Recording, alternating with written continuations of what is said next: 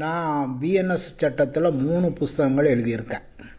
ஒன்று ஆங்கிலத்தில் எழுதியிருக்கேன், அதை சென்ட்ரல் ஆஃப் பப்ளிகேஷன்ஸுங்க கம்பெனி வெளியிட்டிருக்காங்க. அது அமேசான் ஆன்லைன் ஸ்டோரில் கிடைக்கி, அது இல்லாமல் பெரிய புஸ்தக கடைகளில் கிடைக்கும். அது ஆங்கிலத்தில் எழுதியிருக்கேன். அது இல்லாமல் தமிழில் ஒரு புக்கை எழுதியிருக்கேன். அது 700 பேஜஸ் இருக்குது. 400 கேஸில் அதில் கொடுத்துருக்கேன். அதனுடைய விலை 800 ரூபா. அந்த புஸ்தகமும் புஸ்தக கடைகளில் போனீங்கன்னா கிடைக்கும். கோர்ட் வாசல்லையே வேறு எங்கேயோ விற்பாங்க, புக் ஸ்டால்லையும் கிடைக்கும். அது இல்லாமல் அந்த புத்தகம் என்கிட்ட நேரடியாக கிடைக்கும். இந்த ஸ்லைடில் அந்த நம்பரை கொடுத்துருக்கோம். வில்லியம் வில்ஃப்ரட் பப்ளிகேஷன் கம்பெனியில் நேரடியாக கிடைக்கும். இந்த புக்கு கொஞ்சம் அதிகமான அளவில் விரிவாக இருக்குங்கனால மாணவர்களுக்காக கொஞ்சம் சின்னதாக வேணும்னு பலர் கேட்டதுனால இந்த புக்கில் உள்ள மூல சட்டத்தை மட்டும் எடுத்துட்டு, அதாவது பேர் ஆக்ட் இருக்காது. நான் எழுதியிருக்க பிஎன்எஸ் சட்ட புஸ்தகம் 800 ரூபா விலை உள்ளதில் பேர் ஆக்ட் எழுதியிருப்பேன். அது கீழே சட்ட விளக்கம்னு கொடுக்கேன்.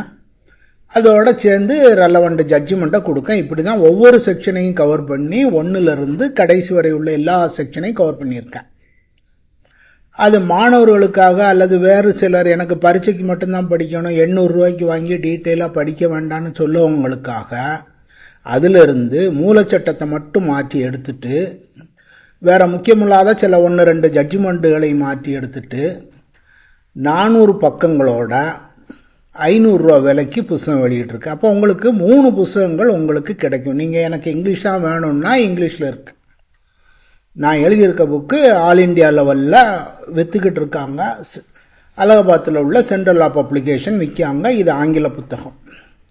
தமிழ் புத்தகம் வில்லியம் வில்ஃப்ரட் பப்ளிகேஷன்ல இருந்து வெளியாகுது. 800 ரூபா விலை. அது டீட்டெயில்டான விரிவான புஸ்தகம். ஒரு டெக்ஸ்ட் புக்காக வச்சுக்கிட்டுதாங்க. அது உங்கள் காலேஜ் லைப்ரரிகளில் இருக்கும். அல்ல வழக்கறிஞர்கள் அவங்க ரெஃபரன்ஸ் புக்காக வச்சுக்கிட்டதுக்காக எழுதியிருக்கேன். அது 800 ரூபா விலை. அது இல்லாமல் ஒரு சின்ன புக்கு ஒரு 500 ரூபா புஸ்தகத்தில் 400 பக்கத்தோட மூலச்சட்டம் இல்லாமல் விரிவான விளக்கமும் சட்ட மேற்கோள்களும் வச்சு ஒரு புக் எழுதியிருக்கு. இந்த 3 புக்கும் உங்களுக்கு அவைலபிள். நான் எடுக்கக்கூடிய கிளாஸில் என்ன செய்தேன்னா, அந்த புஸ்தகத்தை விரித்து வச்சு அதில் இருக்கிறதான் உங்களுக்கு கோடிட்டு விளக்கி சொல்லுவேன். நீங்கள் புக்கை வாங்கினீங்கன்னா அந்த புக்கையும் விரித்து வச்சு என்னோட விரிவுரையும் நீங்கள் கேட்டீங்கன்னா உங்களுக்கு சட்டம்ங்கிறது எளிதாக புரியக்கூடிய அளவில் சொல்லியிருக்கேன். நீங்கள் அந்த மாதிரி செய்யலாம். புக்கு வேணுங்கவங்க தேவைப்பட்ட இடத்த புக் ஸ்டாலில் வாங்கிக்கிடுங்க, அல்லது வில்லியம் வில்ஃப்ரட்டில் வாங்குங்க, அல்லது அமேசானில் வாங்குங்க. அது புக்கு வாங்காதோ உங்கள் விருப்பம் உங்களுக்கு. ஆனால் நான் 3 சாய்ஸ் வந்திருக்கேன். இங்கிலீஷோ தமிழோ ரெண்டும் உண்டு. தமிழ்லையும் விரிவான புத்தகம் உண்டு. விரிவு இல்லாமல் ஒரு கண்டென்ஸ்டாக ஒரு புக்கும் குறைஞ்ச விலைக்கு 500 ரூபாய்க்கு கிடைக்கும் அப்படின்னு. இனி சட்டம், இந்த சட்ட விரிவுரையை இனி பார்க்கலாம். பிஎன்எஸ் சட்டத்தை வரிசையாக பார்த்துட்டு வரோம். இப்போ இந்த செஷனில் கிட்னாப்பிங், அப்டக்ஷன், ஸ்லேவரி, ஃபோர்ஸ் லேபருங்கிறத பார்ப்போம். கிட்னாப்பிங், அப்டக்ஷன் அப்படின்னு 2 இருக்கு. இந்த கிட்னாப்பிங்கிறது மைனர் பிள்ளைகளை சேர்க்கதை கொண்டு வராங்க, அல்லது அப்டக்ஷன்கிறது பயமுறுத்தி கொண்டு வர சொல்லுவாங்க. இந்த செக்ஷனில் கிட்னாப்பிங்கை பற்றி டிஃபைன் பண்ணுவாங்க. கிட்னாப்பிங்கிறது 2 வகையானது அப்படின்னு சொல்லிட்டு, இந்தியாவிலிருந்து கடத்தல், சட்டப்பூர்வ பாதுகாவலிருந்து கடத்தல். ஒரு நபரின் அனுமதியின்றி அல்லது ஒப்புதல் அளிக்க சட்டப்பூர்வமாக அங்கீகரிக்கப்பட்ட நபரின் அனுமதியின்றி, அவனோட பெர்மிஷன் இல்லை அல்லது அவன் சார்பாக கன்சென்ட் கொடுக்கறதுக்கு உள்ள ஆளோட கன்சென்ட் இல்லாமல் இந்தியாவின் வரம்புகளுக்கு அப்பால் யாரேனும் கொண்டு சென்றால் அவர் இந்தியாவிலிருந்து கிட்னாப்பிங் ஃப்ரம் இந்தியா அப்படின்னு வரும். இது அந்த காலத்திலேயே வச்சது. இந்தியாவிலிருந்து வெளியே கடத்தி கொண்டு போனாங்கன்னு ஆரம்ப காலங்களில் அது இந்தியா சில சின்ன பாக்கெட்டாக இருந்ததுங்கனால, இப்போ விழுப்புரம் இந்தியா பிரிட்டிஷ் இந்தியாவாக இருக்கும், பாண்டிச்சேரி ஃப்ரெஞ்சாக இருந்தது, கேரளா தனியாக இருந்தது. இப்படி ஒவ்வொரு இடங்களும் அவங்க தனித்தனியாக வச்சுருந்தாங்க. அந்த சட்டம் வரும்போது இந்த விஷயம் அங்கே இருந்தது. இப்போ இந்த சட்டத்திலும் இருக்குது. இது பெரிய முக்கியத்துவம் வாய்ந்ததுன்னு சொல்லுறதுக்கு இல்லை. இந்தியாவிலிருந்து வெளியே கடத்திட்டு போகிறதெல்லாம் இப்போது நடக்கிறதில்ல. இருந்தாலும் இந்த செக்ஷனை அப்படியே வச்சுட்டாங்க. இந்தியாவுக்கு வெளியே செல்லுதாங்க. இதில் வயது வரம்பு இல்லை, யார் வேணாலும் இருக்கலாம். அவன் கன்சென்ட் கொடுக்கல, அவன் சம்மதிக்கலை போகிறதுக்கு, அவனுடைய விருப்பத்துக்கு மாறாக, அல்லது அவன் சார்பாக ஒப்புதல் அளிக்கிறதுக்கு உள்ள நபர்களின் சார்பாக அனுமதியின்றி போகிறாங்க. அப்போ மைனராக இருந்தால் அவங்க அப்பா அல்லது ஒரு பித்து சுவாதீனம் இல்லாதவனாக இருந்தால் அவன் அப்பா பெர்மிஷன் கொடுத்துருக்கான், அவனும் கொடுக்கல. ஒரு நபர் 18க்கு மேலே இருந்தால் அவரே அனுமதி கொடுக்கலாம், அவரே சம்மதிக்கலாம், அவரும் கொடுக்கலாம். அப்படி உள்ள ஆளை இந்தியாவுக்கு வெளியே கொண்டு போனால் அது இந்தியாவிலிருந்து கடத்தல்னு ஃபஸ்ட்டு டைப்பில் வருது. செகண்ட் டைப்பில் லாஃபுல் கார்டியன் பாதுகாப்பிலிருந்து child or any person of unsound mind, any குழந்தை அல்லது ஒரு சித்தபிரம பிடிச்சவங்க, புத்தி சுவாதீனம் இல்லாதவங்க, அவங்களுடைய அனுமதியின்றி டேக்ஸ் ஆர் என்டைசஸ் அப்படின்னு செய்தா அது கடத்தி செல்வது அப்படின்னு ஒரு. டேக்ஸ்னா தூக்கிட்டு போயிடுது, என்டைசஸ்னா கவர்ந்து செல்வது. வா உனக்கு சாக்லேட் வாங்கி தரேன்னா அந்த பிள்ளை பின்னாலேயே போயிடும்.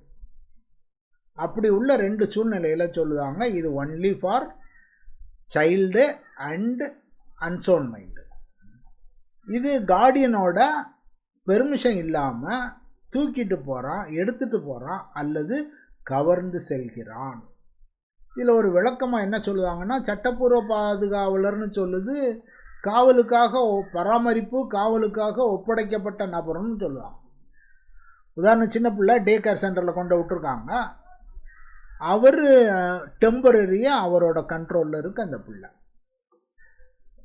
சட்டப்பூர்வமாக பராமரிப்பு மற்றும் காவலுக்காக. ஸ்கூலுக்கு போயிருக்கு பிள்ளை, ஸ்கூல்ல இருந்து தூக்கிட்டு போயிட்டான், அவங்க அந்த ஸ்கூலும் கூட அந்த லாஃபுல் கார்டியனுக்குள்ளே வருவாங்க. இது ஒரு விளக்கம் அப்படின்னு இங்கே சொல்லுவாங்க. இனி அடுத்து ஒரு எக்ஸப்ஷன் கொடுக்காங்க. ஒழுக்கக்கேடான சட்டவிரோத நோக்கத்திற்கு இல்லாமல், இல்லெஜிட்டிமேட்டு பர்பஸ் இருக்குன்னு இல்லாமல் இருந்ததுன்னா, நல்லெண்ணத்தில் ஒரு முறைகேடாக பிறந்த குழந்தையின் தந்தை அப்படின்னு நினைக்க ஆள் தனக்கு உரிமை உண்டு நினச்சிட்டு நல்லெண்ணத்தில் எடுத்தான்னா அது குற்றம் இல்லை. இப்போ கணவன் மனைவி சண்டை, அவன் என்ன செய்தான், பிள்ளைய தூக்கிட்டு போயிட்டான்.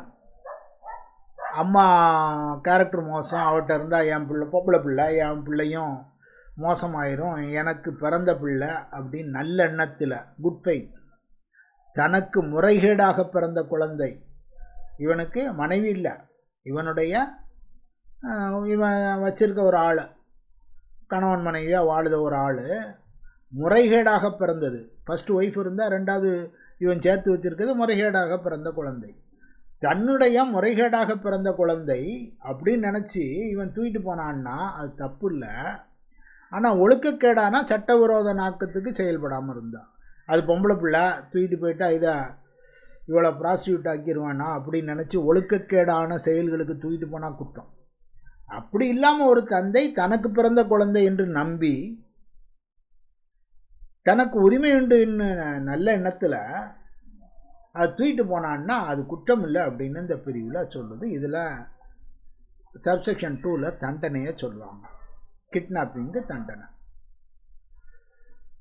சட்டப்பூர்வமான இவரிடமிருந்து கடத்தல் அப்படின்னு முன்னால் பழைய சட்டத்தில் 2 பிரிவாக வச்சுருந்தாங்க. 16 வயசுக்குள்ள உள்ள ஆண், 18 வயசுக்குள்ள பெண்ணுன்னு வச்சுருந்தாங்க. ஆனால் இந்த சட்டத்தில் எல்லாமே அந்த மாதிரி வைக்கல. சைல்டுன்னு ஒரு டெஃபினேஷனை கொடுத்து any person below the age of 18 அப்படின்னு வச்சுட்டு எல்லா வார்த்தையும் சைல்டு தான் உபயோகிக்காங்க. அதனால் சைல்டுங்கிறது 18 வயசு கீழே அப்படின்னு.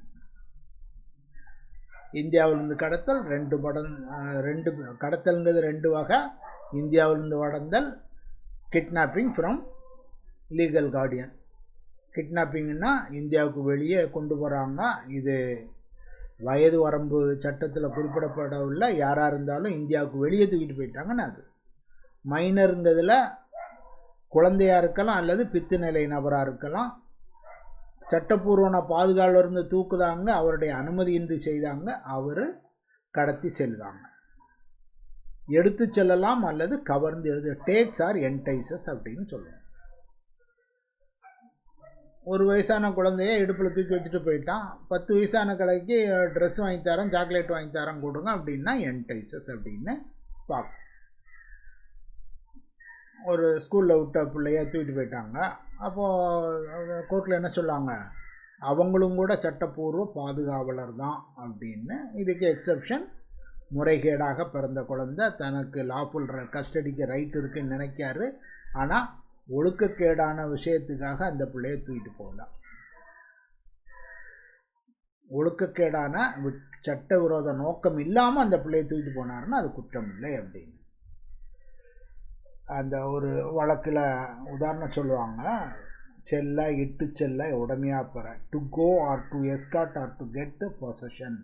இடுப்பில் தூக்கி வச்சான்னா பிள்ளையோட பொசஷன் வந்துடுதான், அல்லது தூக்கிட்டு போகிறான் கூட போகிறான் அப்படின்னு. என்டைசஸ் அப்படின்னா சொந்த விருப்பத்தால் தூண்டப்படுகிறார். என்ன சொந்த விருப்பம், சாக்லேட் தரேன், நல்ல ட்ரெஸ் வாங்கி தரேன், கூட வா சினிமாவுக்கு கூப்பிட்டு போகிறேன் அப்படின்னா அந்த பிள்ளை ஒரு 12 வயசு பிள்ளையோ 15 வயசு பிள்ளையோ இருக்கலாம். 15 வயசு பிள்ளை என்ன செய்யும், உடனே கூட போகும், சினிமாவுக்கு போறியா வான்னு போகும். அது இதில் பலம் அல்லது மோசடி வேண்டாம், எப்படியா ஏமாற்றிட்டு கொண்டு போகிறாங்க. இன்னும் ஒரு முக்கியமான விஷயம் என்னன்னா, இந்த கிட்னாப்பிங்கில் ஒன்ஸ் அந்த பிள்ளையை தூக்கி இடுப்பில் தூக்கி வச்சான் இல்லாட்டா கூட்டிகிட்டு போயிட்டான்னா அஃபென்ஸ் இஸ் கம்ப்ளீட். அந்த குற்றம் அங்கே முற்று பெறுகிறது, அந்த சமயத்தில் போயிடுது. அப்டக்ஷன் இல்லை, அப்டக்ஷனை பொறுத்த வரைக்கும் அது கண்டினியூயிங் அஃபென்ஸ், தொடர்ச்சியாக ஒரு குற்றம். இன்னைக்கு அது பின்னால் படிக்கும், இதுக்கு அடுத்து வரோம். இது அஃபென்ஸ் இஸ் கம்ப்ளீட். ஒன்ஸ் அந்த பிள்ளையை தொட்டாச்சு தூக்கியாச்சுன்னா குற்றம் முடிவடைகிறது. மைனர் சம்மதங்கிறது முக்கியத்துவமே இல்லை, மைனருக்கு அவ்வளோ ரைட்டே கிடையாது சம்மதம் கொடுக்கறதுக்கு.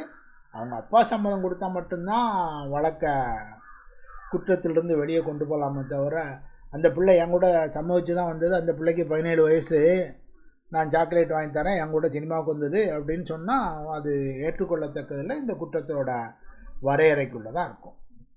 இனி ஆட்கடத்தல். ஒரு இடத்துலேருந்து இன்னொரு இடத்துக்கு செல்ல வன்முறையால், by force compels or by any deceitful means induces. இது மாறி வருது. அங்கே என்ன சொன்னோம், டேக்ஸ் அண்ட் என்டைசஸ்னு வரணும். இங்கே பை ஃபோர்ஸ், இங்கே டிசீட்ஃபுல் மீன்ஸ். ஒரு கத்தியை காட்டி என்ன செய்தான், காரில் ஏற்றி கூட்டு போயிட்டான். இது ஆழ்கடத்தல். By force கம்பல்ஸ். அல்லது ஏமாற்றி கொண்டு போகிறது, பை டிசீட்ஃபுல் மீன்ஸ் இன்டியூசஸ். இன்டியூசஸ்னால் தூண்டுதல். ஒரு வஞ்சனை செய்து ஒரு பெண்ணையோ ஒரு ஆணையோ தூண்டி கொண்டு போயிருதான். வீட்டில் மனைவி சோறு பொங்கிட்டு இருக்கா, ஒருத்தன் வேகமாக ஓடி வரான், அம்மா புருஷன் ஆக்சிடெண்ட் ஆகிட்டா, ஆஸ்பத்திரியில் கிடக்கு, இப்போவோ பரவான்னு கிடக்குன்னு சொன்னால் அவளுக்கு யோசிக்கிறதுக்கு நேரம் இருக்காது. பொங்கிட்டு இருக்க சோறை அப்படியே போட்டுட்டு அவள் பின்னாலேயே ஓடிடுவான். அம்மா நான் ஆட்டோ கொண்டு வந்திருக்கேன்னு ஆட்டோவோ கார்லேயோ ஏற்றி கொண்டு போயிடுவான். இதுதான் ஆழ்கடத்தல். Deceitful means induces. இதில் ரெண்டையும் வித்தியாசம் பார்த்தீங்கன்னா, கிட்னாப்பிங்கில் 18 வயசுன்னு வயசை சொல்லியிருக்காங்க, அப்டக்ஷனில் வயசை சொல்லலை. அப்போ கொண்டு போகிற வழியை பொறுத்து அது அப்டக்ஷன் ஆகலாம். உதாரணத்துக்கு இங்கே என்ன சொல்லுதோம், கம்பல்ஸ் ஆர் பை டிசீட்ஃபுல் மீன்ஸ் அப்படின்னு. 17 வயசு பிள்ளை வீட்டில் ஒத்தையில் இருக்குது, ஒருத்தன் ஓடி வரான், சொன்ன மாதிரியே ஆக்சிடெண்ட்டு, ஆஸ்பத்திரி, அவங்க அப்பா படுத்து கிடக்காரு, சீரியஸாக இருக்கான்னு சொல்லவும் 17 வயசு பிள்ளை அப்படியே பின்னால் ஓடுது அவங்க கூட. அவன் கார் கொண்டு வந்திருக்கான், காரில் ஏற்றி போயிட்டான். இப்போ இதை எப்படி கொண்டு போயிருக்கான் அந்த 17 வயசு பிள்ளைய? பை டிசீட்ஃபுல் மீன்ஸ், ஏமாற்றி கூட்டிகிட்டு போயிருக்கான். அதனால் அது ஒரு ஆழ்கடத்தல். இப்படி மைனரை கிட்னாப் பண்ணலாம் அல்லது அப்டக்ட் பண்ணலாம். அது என்ன வகையில் அவங்கள கொண்டு போகிறாங்கிறத பொறுத்து. கடத்தலை பொறுத்த வரைக்கும், கிட்னாப்பிங்கை பொறுத்த வரைக்கும் less than 18 years old. அப்டக்ஷனுக்கு 18 இயர்ஸ்னு கிடையாது, எந்த வயசாகவும் இருக்கலாம். என்ன வகையில் கொண்டு போனாங்கிறது தான் ஒரு அப்டக்ஷன் ஆகுது. ஒரு 17 வயசு பிள்ளைய வஞ்சனை செய்து ஏமாற்றி இன்டியூஸ் பண்ணி கொண்டு போயிட்டான் அப்படின்னு சொன்னால் அது அப்டக்ஷன் வந்துடுது. இது கிட்னாப்பிங் அகைன்ஸ்ட் தி கார்டியன். ஒரு கார்டியனுக்கு ஒரு சின்ன குழந்தை மேலே உரிமை இருக்குது, அந்த உரிமைக்கு எதிராக போகிறது கிட்னாப்பிங். அப்டக்ஷனுங்கிறது ஒரு ஆளை பொறுத்தது. குழந்தை அல்லது பெரியவர் 2 பேருமே அப்டக்ட் பண்ண முடியும். ஆனால் கிட்னாப்பிங்கில் ஒரு குழந்தை அல்லது மனநிலை சரியாதவர் தான். அதே மாதிரி கிட்னாப்பிங்கிறது ஒன்ஸ் இட் இஸ் டன்னு ஒரு குற்றமாயிருது. ஆனால் அப்டக்ஷனை பொறுத்த வரைக்கும் எதுக்காக நீங்கள் செய்தீங்க அப்படின்னு கேட்காங்க. அதுக்கு பிறகு தான் நீ எதுக்காக கடத்தினியா, அப்போ உனக்கு இதுதான் தண்டனை அப்படின்னு அங்கே தண்டனையோட சேர்க்காங்க. இதில் குழந்தையோட கன்சென்ட் யூஸே இல்லை. ஆனால் அப்டக்ஷனில் அந்த ஆள் இஷ்டப்பட்டு தான் என் கூட வந்தானோ அது குற்றமே இல்லைன்னு ஆயிடுது. இதுதான் ரெண்டுக்குள்ள வித்தியாசம். கடத்தலில் நோக்கம் முக்கியமானது. ஆழ்கடத்தலில் எந்த குற்றம் என்ன செய்தான் அப்படிங்கிறது. கடத்தல் ஒன்ஸ் அவனை தூக்கி ஒரு சின்ன பிள்ளை தூக்கி இடுப்பில் வச்சுட்டான்னா கடத்தல் முடிஞ்சு போச்சு, கிட்னாப்பிங் முடிஞ்சு போச்சு, அவனுக்கு தண்டனை. அப்டக்ஷன்னா நீ எதுக்காக செய்த அதை கேட்டுட்டு அதுக்கு பிறகு தான் செய்தாங்க. Abduction is a continuing offence. Kidnapping once அவனுடைய கார்டியன்லேருந்து வெளியே எடுத்தாச்சுன்னா offence is complete. But kidnapping இன்னைக்கு சென்னையிலேருந்து ஒரு ஆளை கடத்திட்டு போகிறான், திருச்சியில் வைக்கான், அடுத்த நாள் திருநெல்வேலி கொண்டு போகிறான், அடுத்த நாள் திருச்சிக்கு கொண்டு போகிறான். இது எல்லா இடமும் போய்கிட்டே இருக்குது. இது கண்டினியூயிங் அஃபென்ஸ். எப்போ அவனை வெளியே விடுதானோ அது வரைக்கும் அது ஒரு குற்றமாகவே கண்டினியூ அஃபென்ஸாக இருக்கும். இன்னொரு விஷயம் என்னென்னா, இந்த அப்டக்ஷனில் எங்கள் கோர்ட்டில் கேஸு ஜூரிஸ்டிக்ஷன் பார்த்திங்கன்னா எங்கெங்கெல்லாம் போனானோ அங்கெல்லாம் ஜூரிஸ்டிக்ஷன் இருக்குன்னு கிரிமினல் கோர்ட்டுகளுக்கு அதிகாரம் இருக்குது. இனி எதுக்காக செய்தாங்கிறத வச்சு தண்டனைகளை கொடுக்காங்க. பிச்சை எடுக்கிறதுக்காக ஒரு குழந்தையை கடத்துதல் அல்லது குழந்தையை ஊனப்படுத்துதல், அதுக்கு இந்த செக்ஷனில் தண்டனை. பிச்சைன்னா என்ன அப்படிங்கிறத டிஃபைன் பண்ணாங்க. பாட்டு பாடா குறி சொல்ல நம்ம தெருவில் பார்க்க எல்லா விஷயங்களும் இதில் வரும். பிச்சை கேட்பதற்காக தனியார் வளாகத்தில் நுழைதல் அல்லது காயம் ஏற்படுத்தல், பிள்ளைகளுக்கு காயம், இதெல்லாம் பிச்சையில் வருது அப்படின்னு ஒரு பெக்கிங் அப்படிங்கிறதுக்கு கொண்டு வராங்க. இனி அடுத்தது கொலை செய்ய மீட்பு தொகைக்காக கடத்தல். கடத்தி கொண்டு போய் பணம் கேட்கான், இல்லை கடத்திட்டு போய் கொலை பண்ணுவாங்க, அதுக்கு உள்ள தண்டனைகளை இந்த பிரிவில் சொல்லுவாங்க.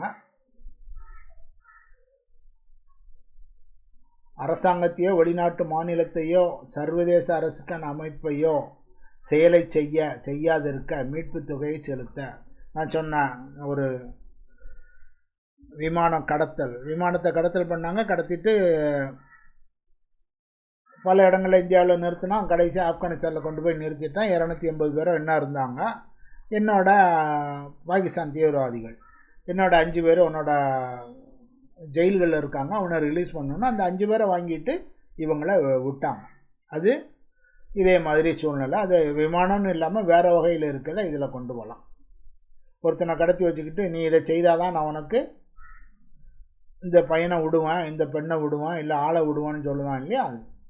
அது கடத்தி வச்சுருக்கேன் 5 லட்சம் கொடு, 1 கோடி கொடு. இப்போ கொஞ்ச நாளைக்கு முன்னால் கூட வந்தது, மதுரையில் ஒருத்தவங்க வச்சுட்டு 1 கோடி தான்னு கேட்டாங்க அப்படின்னு. அந்த மாதிரி உள்ளதா இந்த செக்ஷனுக்கு மீட்பு தொகைக்காக. அதில் கடத்தப்பட்ட நபருக்கு காயம் இப்படியெல்லாம் இருந்தால் என்ன தண்டனை, இப்படி பல வகையான தண்டனைகளை இதில் அந்த பிரிவில் சொல்லுவோம். வெளிநாட்டிலிருந்து பெண் அல்லது பையன் இறக்குமதி. பழைய சட்டத்தில் பெண்களுக்கு மட்டும்தான் இருந்தது. 21 வயதுக்குட்பட்ட பெண்களுக்கு மட்டும் இருந்தது. இப்போ 18 வயதுக்குட்பட்ட ஆணுக்கும் பெண்ணுக்கும் பொருந்தும் அப்படின்னு கொஞ்சம் எக்ஸ்பேண்ட் பண்ணியிருக்காங்க. சட்டவிரோத உடலுறவுக்கு பெண் அல்லது பையன் கட்டாயப்படுத்தப்படுவார் அப்படின்னு. அப்படி உள்ள சூழ்நிலையில் ஒரு ஆளை வெளிநாட்டிலேருந்து இறக்குமதி பண்ணாங்க அப்படின்னு இது இவங்கள தண்டிக்காங்க. இதில் நேபாளில் இருந்து ப்ராஸ்டியூஷனுக்கு பெண்ணை கொண்டு வராங்க, ரஷ்யாவில் கொண்டு வந்தாங்க அப்படின்னு சில பேப்பர்களில் படிக்க. அந்த மாதிரி கடத்தப்பட்ட நபரை தவறாக மறைத்து வைத்தல். அதுக்குள்ள தண்டனை. கடத்தப்பட்டதை மறைச்சு வைக்கிறார், அது தெரிஞ்சே அவர் மறைக்கிறார், அடைத்து வைக்கிறார். ஆழ்கடத்தல் வியாபாரம், இது அந்த காலத்தில் நிறைய இருந்தது, இப்போ அந்த அளவுக்கு இல்லை, இருந்தாலும் அந்த செக்ஷன் இருக்குது. முன்னால் ஸ்லேவ்ஸ் அப்படின்னு வச்சுக்கிட்டு இருந்தாங்க, அடுத்தவனுடைய உழைப்பை பயன்படுத்தினாங்க. பிறகு கொஞ்ச நாளைக்கு முன்னால் இந்த பாண்டட் லேபர்னு வந்துருந்தது, அதுவும் கூட 77 அந்த பக்கங்கள், அந்த 1977 அதெல்லாம் நிறுத்திட்டாங்க. இது அதே மாதிரி அடுத்தவனுடைய உழைப்பை பயன்படுத்துதல்.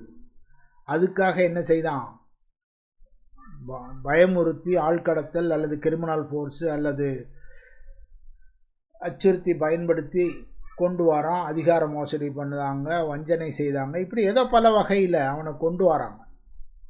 கொண்டு வந்து என்ன பர்பஸு, உழைப்பை பயன்படுத்தும் நோக்கம். அந்த உழைப்பு வந்து மேனுவலாக இருக்கலாம், இல்லாட்ட ஈவன் செக்ஸுவல் இருக்கலாம், பெண்ணை அவனுடைய உடம்பை கூட இருக்கலாம் அப்படின்னு. எக்ஸ்ப்ளாய்டேஷன் அப்படின்னு, ஆட்கடத்தல் அப்படின்னு.